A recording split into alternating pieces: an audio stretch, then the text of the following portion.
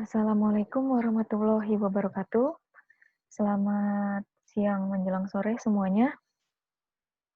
Oke, pada pertemuan hari ini kita akan membahas tentang proses pemisahan berbasis membran. Oke, sudah saya share screen. Oke. Oke, sebelumnya saya akan menjelaskan sedikit materi-materi yang akan saya ajarkan pada semester ini.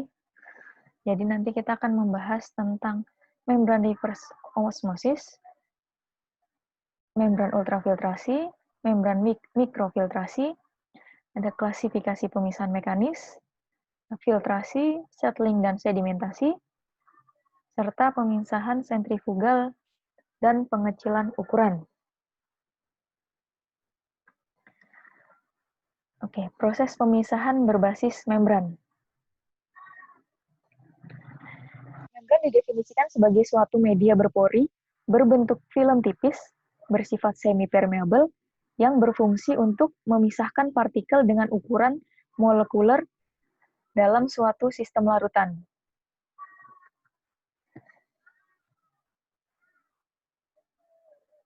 Jadi proses pemisahan berbasis membran ini dapat terjadi karena adanya perbedaan ukuran pori, bentuk, dan struktur kimianya.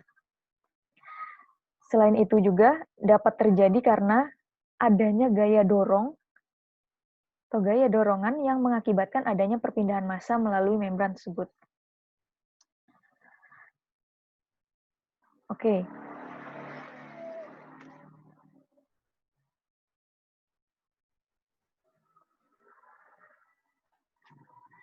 Oke. Sorry.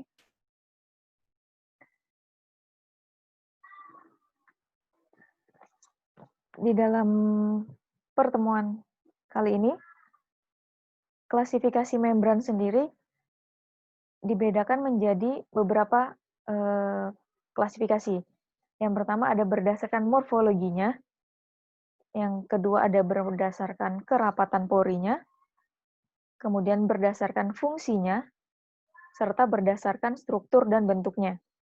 Namun, pada kesempatan kali ini, atau pada materi ini, kita hanya akan membahas berdasarkan fungsinya saja, yaitu yang tadi membran RO, ultrafiltrasi, dan mikrofiltrasi. Sebenarnya ada membran lainnya seperti dialisa, elektrodialisa, dan pervaporasi, tapi kita hanya akan membahas 3 membran ini saja. Oke, jadi sebelum kita membahas klasifikasi membran berdasarkan fungsinya, kita akan mulai dengan prinsip pemisahan dengan membran. Oke, ini. Di sini prinsip pemisahan dengan membran. Jadi proses pemisahan dengan membran ini dapat terjadi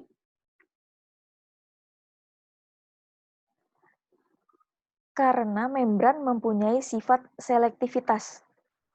Di sini proses pemisahan dengan menggunakan media membran dapat terjadi karena membran mempunyai sifat selektivitas. Apa itu sifat selektivitas? Jadi sifat selektivitas itu berarti kemampuan untuk memisahkan suatu partikel dari campurannya. Hal ini dikarenakan partikel ini memiliki ukuran yang lebih besar dari pori membran itu sendiri. Oke, kita lihat dari gambar ini ya, gambar proses pemisahan dengan membran dari Mulder M 1995. Oke, jadi di sini ada upstream, ada downstream. Upstream di sini merupakan sisi umpan yang terdiri dari bermacam-macam molekul komponen. Ini molekul-molekul komponen yang akan dipisahkan oleh membran ini. Kemudian ada downstream. Downstream di sini merupakan sisi permeat, yang merupakan hasil dari pemisahan tersebut. Jadi, yang di sebelah kiri ini fasa campuran yang akan dipisahkan. Umpan atau feed ini adalah fasa campuran yang akan kita pisahkan. Kemudian ini ada membrannya. Kemudian yang di sebelah kanan ini hasil pemisahan. Pemisahan dengan membran ini terjadi karena adanya gaya dorong atau yang kita sebut dengan driving force. Sehingga molekul-molekul yang ada di sebelah kiri atau di umpan ini berdifusi melalui membran yang mana disebabkan adanya perbedaan tekanan. Perbedaan tekanan, jadi di bawahnya di sini ada tertulis perbedaan tekanan, perbedaan konsentrasi, perbedaan energi, serta perbedaan temperatur. Oke. Kemudian ini ada beberapa faktor yang berpengaruh dalam proses pemisahan dengan membran. Ini ada interaksi membran dengan larutan, ada tekanan, temperatur, konsentrasi, dan konsentrasi. Oke, kemudian ini ada sifat-sifat yang dibutuhkan dalam pemilihan membran, khususnya dalam hal penggunaannya ya. Jadi ada stabil terhadap perubahan temperatur, mempunyai daya tahan terhadap bahan-bahan kimia, kemudahan untuk mendeteksi kebocoran, kemudian proses penggantian, serta efisiensi pemisahan.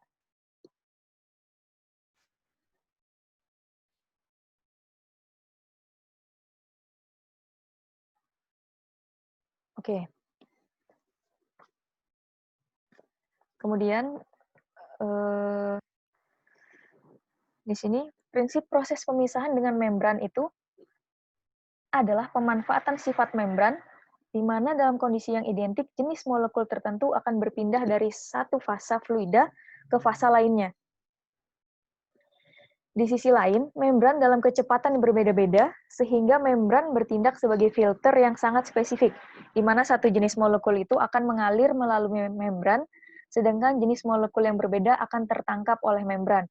Jadi, driving force atau gaya dorong yang memungkinkan molekul untuk menembus membran tersebut, itu antara lain ada perbedaan suhu, tekanan, konsentrasi fluida, yang dimana gaya dorong atau driving force ini dapat dipicu dengan penerapan tekanan tinggi atau pemberian tegangan listrik.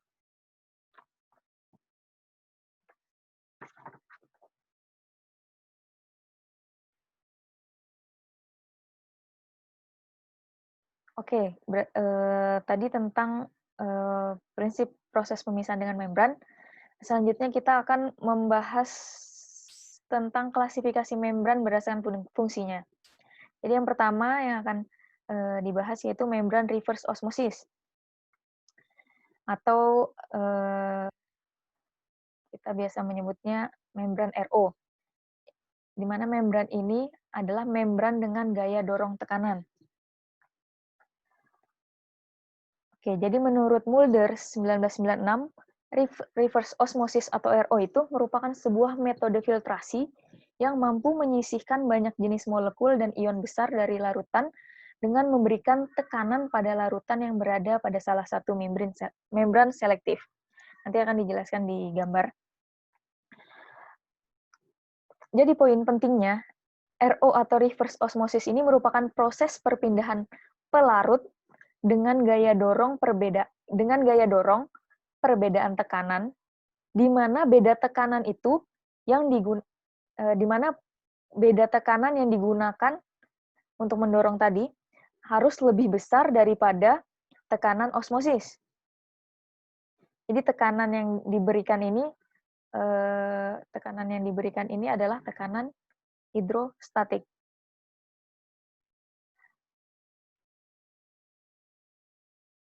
Oke, tekanan eksternal ini diaplikasikan pada larutan untuk melawan tekanan osmotiknya. Nah, tekanan eksternal ini yang kita sebut dengan tekanan hidrostatik.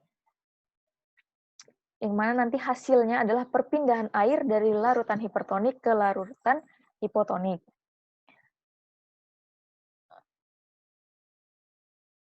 Oke, sebelum masuk ke skema proses osmosis dan skema proses reverse osmosis, jadi umumnya reverse osmosis ini digunakan untuk menghilangkan kontaminan dari air dengan cara menekan air di bawah tekanan melalui membran semipermeable.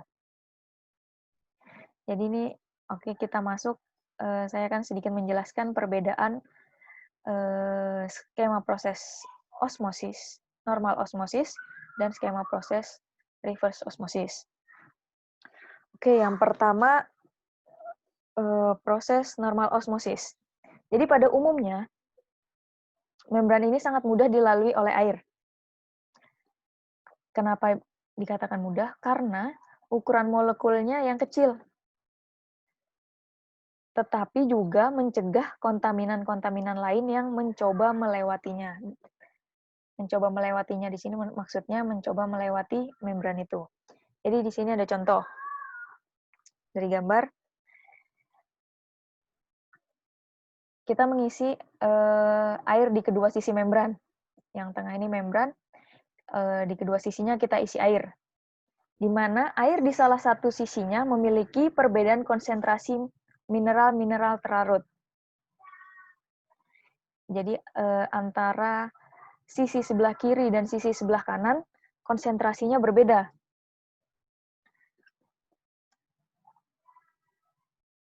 Kita tahu sifat air itu memiliki sifat berpindah dari larutan berkonsentrasi rendah menuju larutan yang berkonsentrasi lebih tinggi. Jadi, dalam hal ini, air akan berpindah atau berdifusi melalui membran dari sisi konsentrasi rendah yang di sini ada ditunjukkan oleh air sebelah kanan, akan berpindah ke sisi konsentrasi yang lebih tinggi atau ditunjukkan oleh gambar yang posisi sebelah kiri. Berpindah dari konsentrasi rendah menuju konsentrasi tinggi. Sehingga tekanan osmotik akan melawan difusi dan membentuk kesetimbangan. Itu untuk normal osmosis. Jadi berbeda dengan normal osmosis, proses reverse osmosis menggerakkan air dari konsentrasi kontaminan yang tinggi menuju penampungan air yang memiliki kontaminan sangat rendah. Namanya juga reverse osmosis, berarti dia kebalikan dari normal osmosis. Kalau tadi normal osmosis dari konsentrasi rendah ke konsentrasi tinggi, kalau reverse osmosis dari konsentrasi kontaminannya yang tinggi menuju kontaminan yang sangat rendah. Caranya gimana? Caranya kita dengan memberi tekanan tinggi di sisi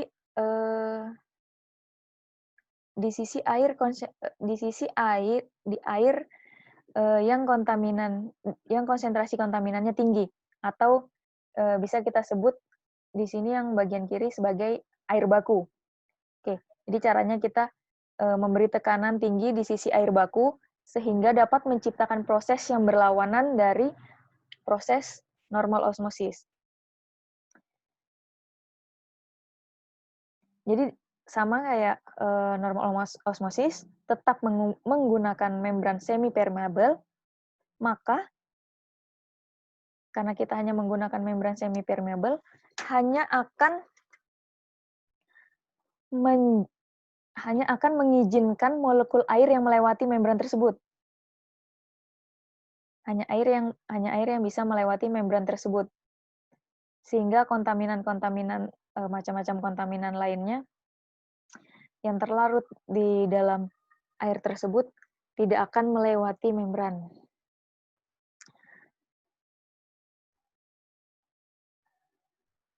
Oke.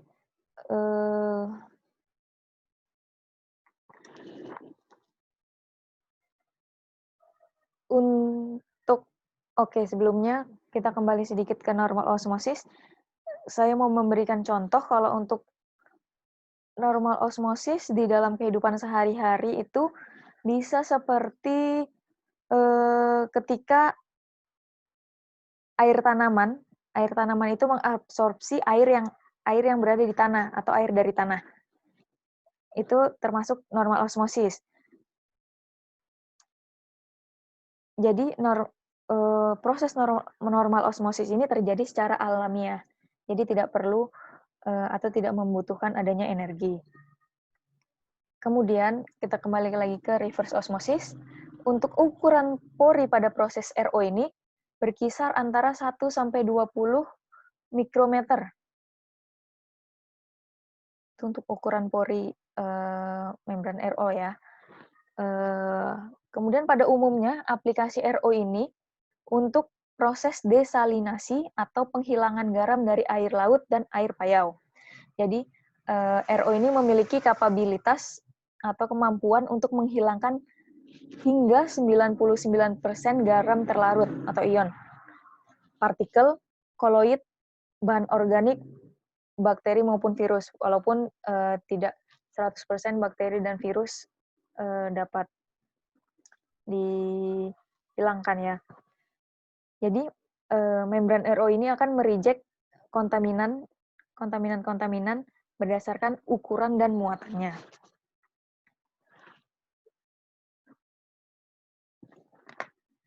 Kemudian kita masuk ke aplikasi membran RO-nya. Jadi tadi secara umum aplikasi RO untuk proses desalinasi atau penghilangan garam. Namun juga RO ini sangat efektif untuk treatment air payau. Bisa air payau, air permukaan, dan air tanah. Untuk ini beberapa aplikasi membran RO. Di sini ada pengolahan air limbah, pemekatan, fraksionasi, recovery produk dan bahan kimia, persiapan boiled feed water. Jadi di tabel sebelah kiri ada tipe-tipe pemisahannya apa aja, ada pengolahan air, pemekatan, dan lain-lainnya. Contohnya, ada juga untuk pengolahan air tadi desalinasi air laut. Kemudian kalau pemekatan ada recovery susu, pemekatan sirup maple. Untuk fraksionasi ada penghilangan alkohol dari wine. Kemudian untuk recovery produk dan bahan kimia itu contohnya regenerasi dari larutan pembersih dan sanitizer. Ya itu, jadi untuk contoh industrinya, industri ini contoh industri yang menggunakan reverse osmosis ini, misalnya ada farmasi, ada makanan minuman menggunakan RO, kemudian ada juga boiled feed water. Selain itu juga ada manufaktur semikonduktor. Oke, namun walaupun memiliki kemampuan untuk memurnikan air,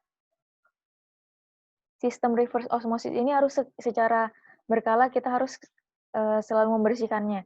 Kenapa? Itu untuk mencegah terbentuknya kerak di permukaan membran. Jadi kita harus secara rutin selalu membersihkannya. Kemudian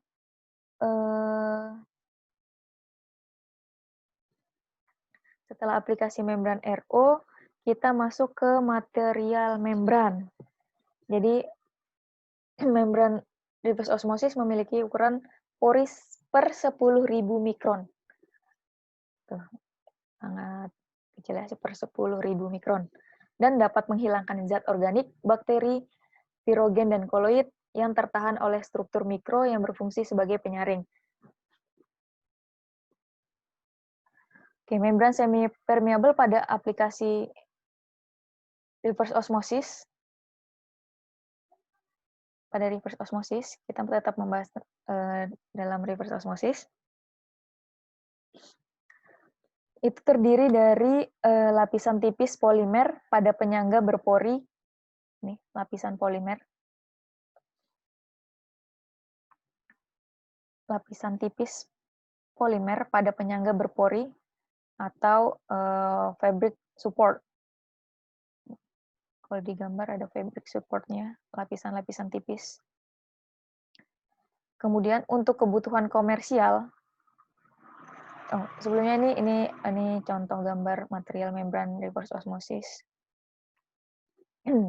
Secara komersial atau untuk kebutuhan komersial, membran ini harus memiliki sifat permeabilitas yang tinggi terhadap air. Apa artinya? Artinya, laju transportasi air melewati membran harus jauh lebih tinggi dibandingkan laju transportasi ion-ion yang terlarut dalam umpan.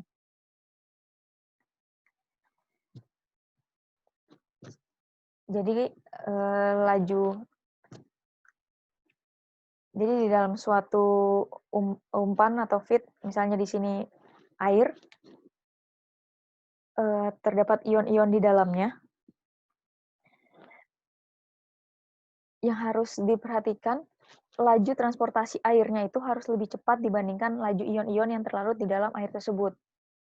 Itu yang sifat yang paling penting dari sebuah membran untuk kebutuhan komersial pada khususnya ya.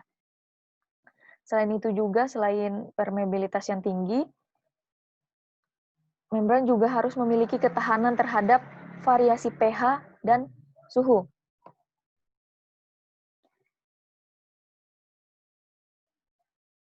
Nanti ketahanan sifat-sifat tersebut, ketahanan variasi pH, ketahanan terhadap suhu, itu yang akan menentukan umur dari membran tersebut.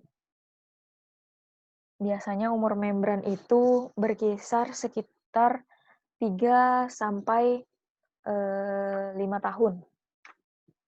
Itu untuk umur membran. Oke. Oke, kemudian ini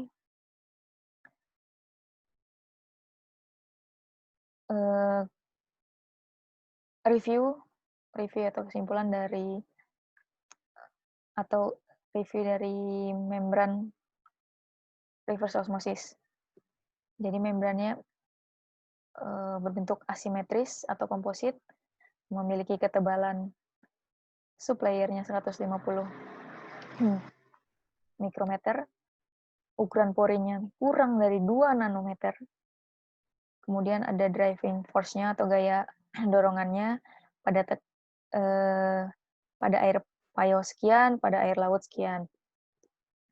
Kemudian untuk prinsip pemisahannya sendiri, dia solution diffusion. Untuk material membrannya, biasanya selulosa triasetat, poliamida, aromatik, poliamida dan polieterurea, atau polimerisasi interfasa. Oke, kemudian yang terakhir, kalau tidak salah, ya benar, slide yang terakhir, ini ada beberapa video yang bisa kalian tonton, bisa kalian pelajari tentang reverse osmosis membran, atau khususnya membran-membran berdasarkan fungsinya. Jadi ada reverse osmosis membran, ini ada 4 video, bisa kalian tonton dan pelajari. Kemudian ada mikrofiltrasi membran dan ultrafiltrasi membran. Oke, mungkin untuk membran reverse osmosis sekian yang bisa saya sampaikan. Jika ada yang ingin ditanyakan, bisa lewat Mols atau WhatsApp grup. Nanti kita bisa diskusikan lebih lanjut bila ada pertanyaan-pertanyaan yang ingin kalian tanyakan. Oke, mungkin sekian materi tentang membran reverse osmosis hari ini. Terima kasih banyak. Kalau memang ada yang mau ditanyakan, jangan malu untuk bertanya. Insya Allah saya akan mencoba untuk menjawabnya. Oke, terima kasih. Saya tutup. Wassalamualaikum warahmatullahi wabarakatuh.